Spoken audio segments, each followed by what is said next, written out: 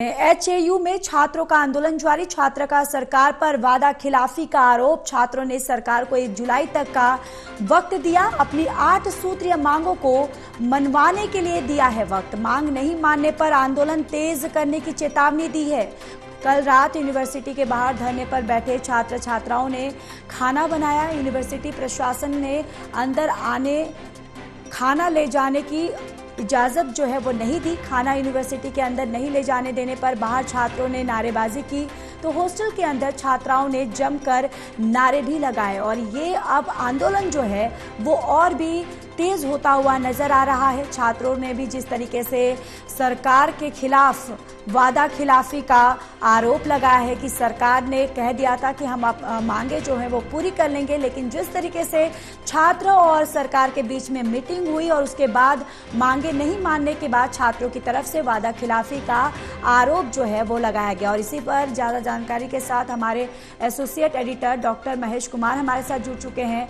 इस पर क्या जानकारी है? देखिए, अब छात्रों की तरफ से ये कहा गया है कि जिस तरीके से उन्होंने आंदोलन किया और खाना बनाया, खाना जो है उनको हॉस्टल में ले जाने के लिए अनुमति नहीं दी गई, जिसके बाद अब छात्र जो है वो और भी आक्रोशित है और इस आंदोलन को और भी तेज करने की बात कर रहे हैं। महेश, देखिए, चौधरी चरण Singh Haryana agricultural university students के लिए रात जो है काफी हंगामेदार रही। वजह ये रही कि ग्रीष्मकालीन अवकाश की जो घोषणा है जो यूनिवर्सिटी के कैलेंडर के हिसाब से की गई है, 1 महीने की छुट्टियां हैं और 1 महीने की छुट्टियां होने की वजह से हॉस्टल्स को बंद रखने का फैसला किया गया, जो कि आए साल हर साल इसी तरीके से ये फैसला लिया जाता है। ग्रीष्मकालीन अवकाश में जो मेस में काम करने वाले लोग हैं, जो वर्कर्स हैं, वो छुट्टी पर चले जाते हैं। इसके अलावा हॉस्टल जो है वो बंद कर दिए जाते हैं और इस बार भी ग्रीष्मकालीन अवकाश की वजह से हॉस्टल्स को बंद किया जाना था, मेस को बंद कर दिया गया, जिसकी वजह से स्टूडेंट्स को, खासकर गर्ल्स स्टूडेंट्स को परेशानियों का सामना करना पड़ा। मेस बंद होने की वजह से खाना उन्हें नहीं मिल पाया।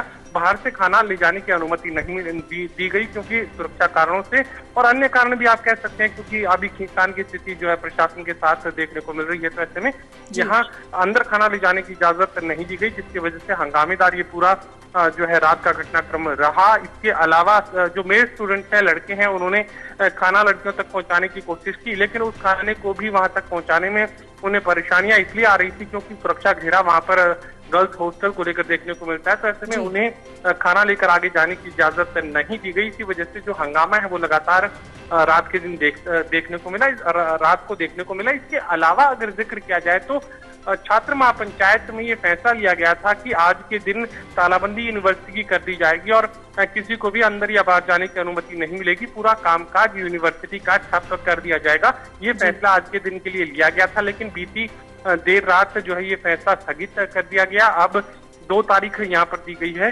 2 तारीख तक, यानी 1 तारीख तक सरकार का फैसला होगा और 2 तारीख को छात्र अपने आंदोलन को आगे बढ़ाने का काम करेंगे। 1 तारीख तक अगर सरकार सभी 8 मांगों को पूरा करने का काम नहीं करती है तो 2 तारीख से न सिर्फ चौधरी चरण सिंह हरियाणा एग्रीकल्चरल यूनिवर्सिटी बल्कि जो इनकी ऑफ कैंपस है, चाहे वो कोल में है, बावल में है, तमाम प्रदेश के अलग अलग जगहों पर ऑफ कैंपस यूनिवर्सिटी गए जहां पर स्टूडेंट्स पढ़ रहे हैं, उन कैंपस को भी बंद करने का फैसला यहाँ पर लिया गया है। वो तमाम कैंपस केवीकेज कहा जाता है। इसके अलावा कृषि विज्ञान केंद्र और यूनिवर्सिटी कैंपस, ये बंद करने का फैसला यहाँ पर यूनिवर्सिटी के स्टूडेंट्स की तरफ से लिया गया है।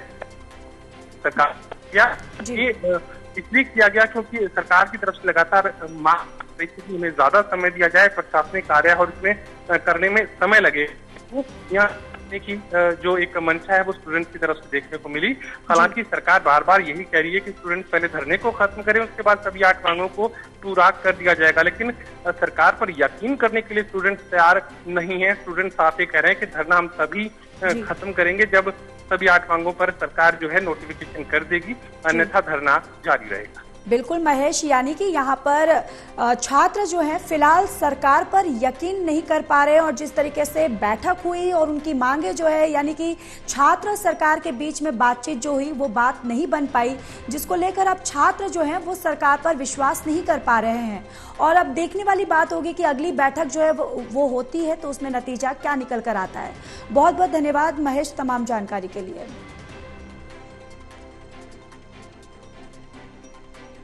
हम यमुनोत्री इंटरनेशनल और नर्मदा हॉस्टल की गर्ल्स हैं।